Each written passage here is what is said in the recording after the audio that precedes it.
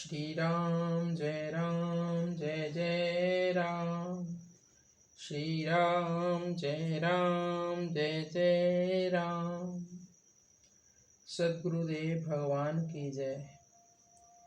जय श्री कृष्ण भगवान की जय। जय गोपाल की जय हो। सुरभि शरणम सुरभि शरणम सुरभि शरणम। जय गौ माँ जय गोपाल। हर हर महादेव। जय वीर बजरंगी। सत्य सनातन धर्म की जय हो। जय श्री राम जय श्री राम जय श्री राम।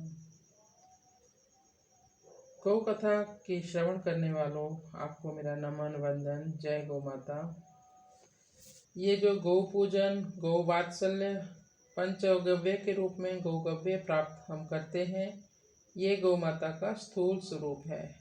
पर ये स्थूल स्वरूप होते हुए भी बहुत चिन्मय है। इसमें रजोगुण तमोगुण का लेश मात्र भी आपको दिखाई नहीं देगा।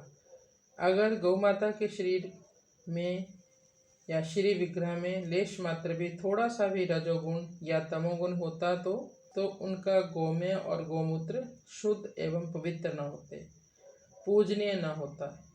थोड़ा सा भी जैसे जगत हित का संकल्प संतों में रहता है, धर्म स्थापना का संकल्प बहुत अवतारों में रहता है, तो इसी से थोड़े से रजोगुण के कारण उनके शरीर से जो मल मूत्र निकलता है वो बिल्कुल भी पवित्र नहीं होता। गौ माता में तो थोड़ा सा भी रजोगुण नहीं है, इसलिए उनके शरीर से जो भी श्वास प्रश्वास निकलता है, ऑक्सीजन निकलता रहता है, उसको हमारे धर्म शास्त्रों ने नीरांजन कहा है। तो नीरांजन का मतलब क्या हुआ? पवित्र जीवनी शक्ति, रजोगुण और तमोगुण से रहित। गौ माता का दूसरा है विराट स्वरूप। ये जो विराट स्वरूप है वो हमारी ये प्रकृति है जिसमें हम रह रहे हैं। ये जो धरती हम देख रहे हैं, ये स्थूल विग्रह गौ माता की बहन समझो। धेनु और धरती ये दोनों बहनें हैं, एक दूसरे की पूरक है, एक दूसरे के बिना ये नहीं रह सकती। इन दोनों की माँ आदिशक्ति सुरभि गौ माता है। धेनु धरती के बिना नहीं रह सकती और धरती धेनु के बिना नहीं रह सकती, एक दूसरी की आश्रित है ये दोनों। धेनु के बिना धरती बोझ और विषैली हो जाती है और धरती के बिना धेनु निराश्रित हो जाएगी। जब धरती नहीं होगी तो धेनु कहाँ से घास खाएगी, कहाँ से जल लेगी, कहाँ घूमेगी। धरती को हमें जीवित रखना है, सजीव रखना है, प्राणवान रखना है, विष मुक्त। तो बहुत से ज़्यादा हमें गौ माताओं को पालना होगा, रखना होगा। इस तरह को उसकी ज़रूरत है गौ माताओं की, और धेनु की खुलकर सेवा करनी चाहिए। तो उसके लिए हमें बहुत खुली भूमि चाहिए। जैसे आजकल आपने देखा, बहुत कम पैसे वाले गौपालक जो है वो जब तक गौ माता दूध देती है तब तक तो सेवा करते हैं, लेकिन जब भी दूध देना बंद कर देती है गौ माता तो उसको निराश्रित गलियों में छोड़ देते हैं।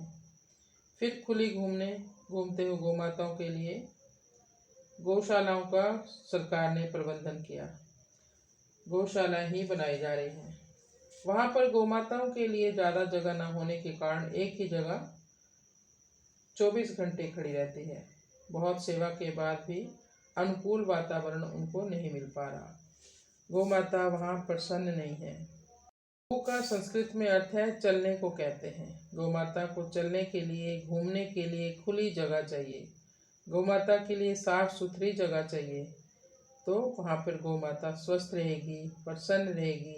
गौशालाओं में मल मूत्र गोबर भरा पड़ा रहता है। कई गौशालाओं में तो काम करने वाले ही नहीं होते और कई दिन गोबर में गौ माता खड़ी रहती है। गोबर और गौमूत्र हमारे लिए तो परम पवित्र है, देवताओं के लिए पवित्र है, परंतु गोवंश के लिए तो उनका मल ही है ना। इसलिए गौशालाओं में 3 बार सफाई होनी जरूरी है।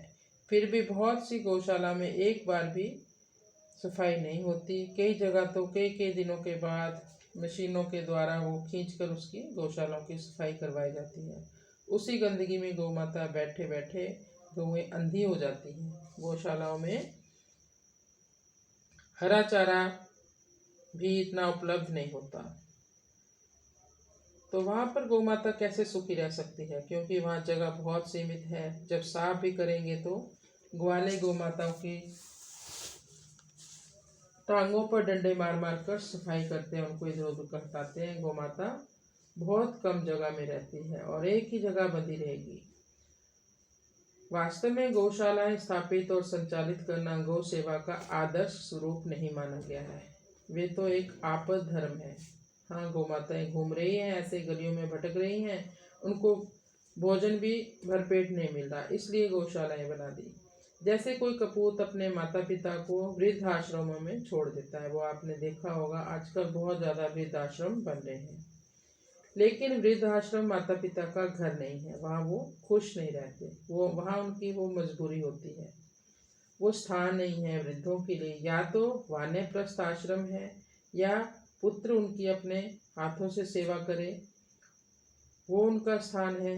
ऐसे ही वर्तमान में गोवंश को अनुपयोगी समझने वाला श्रमिक, पशुपालक और इस तरह की नीति के कारण गौमाता अनुपयोगी यानी शासकीय हो गई है। इन सब बातों से गौमाता निराशित हो गई। अब तो वो सड़कों में गलियों में भटक रही है, दुर्घटनाग्रस्त हो रही है, कूड़ा कचरा खा रही है और दुष्टों के हाथों में जा रही है। इस कष्टों से बचाने के लिए गौशालाएं खोली जा रही हैं। कम से कम इन कष्टों से तो गोवंश बचेगा। इसलिए धर्मात्मा समाज सब गौ प्रेमी जनों गौशालाएं संचालित कर रहे हैं। कई जगहों पर तो गौशालाओं में बहुत अच्छे से सेवा हो रही है। खुला वातावरण गौ माता के लिए है, जिनके पास बहुत अच्छे जगह होती है। हमारे बुजुर्गों ने वैदिक काल में ही विस्तृत भाग गौ माता के लिए आरक्षित किया था, जिसको हम गोचर भूमि कहते हैं। 3 भाग गौ माताओं के लिए ये भूमि है और चौथा भाग केवल मानव मात्र के लिए है। और आज आप देख रहे होंगे कि कितना भाग गौ माता के लिए है। और ये जमीन भी गौमाता के लिए 3 भाग जमीन है। वन, जंगल, गोचर, नदियों के तटबंध, ये सारी भूमि वैदिक काल से गौमाताओं के लिए आरक्षित थी। गोचर भूमि पर घर बन गए, सारे तरह के पशु रहने लग गए।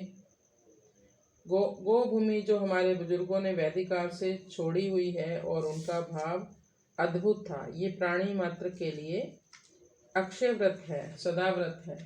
ये जगह प्राणी मात्र के लिए अन्न क्षेत्र है, जहाँ सारे प्राणी विश्राम पाते हैं। ये सदा व्रत हजारों वर्षों तक चले। फिर तुर्क, मुगल, पठान भी इनको नष्ट नहीं कर पाए। दुर्भाग्य से स्वाधीन भारत के बेसमझ शासकों ने गौभूमि को बहुत बड़ी हानि पहुंचाई है।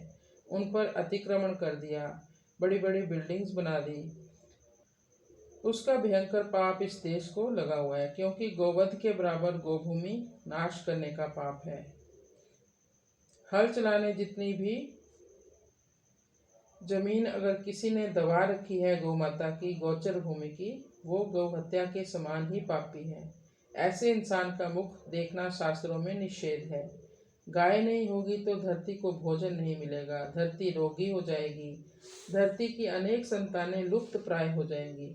धरती में असंख्य संतान है, एक एक योनि में 21-21 लाख योनियां हैं। इसके 4 विभाग कर दिए गए हैं, तो वो सब दुखी होंगे। तो मेरी शुद्ध आत्माओं, धेनु और धरती को जीवित स्वस्थ रखने के लिए एक दूसरे को आदर्श मानना होगा हमें। तो गौ माता को उसकी गोचर भूमि मिलनी चाहिए।